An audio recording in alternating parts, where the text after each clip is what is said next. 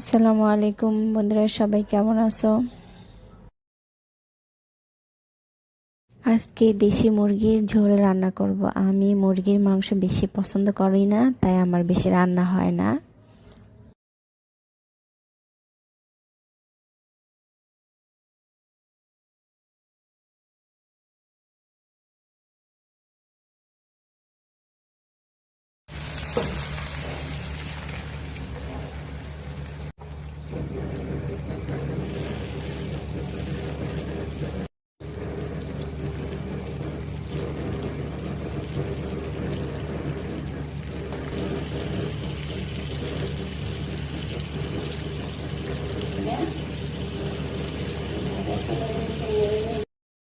সব মশলাগুলো পরিমাণ মতো দেওয়া হলো। এখন ঝোলটা ভালো করে কষিয়ে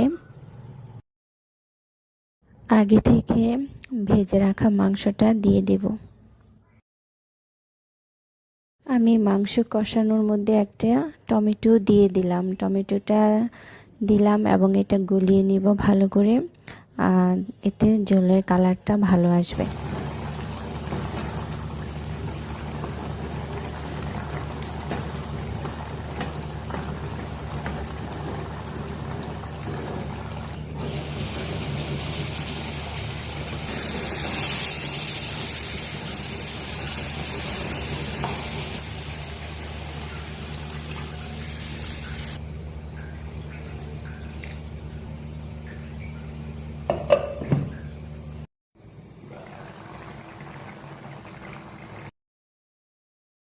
বন্ধুরা, হয়ে গেল আমার দেশি মুরগির মাংস রান্না।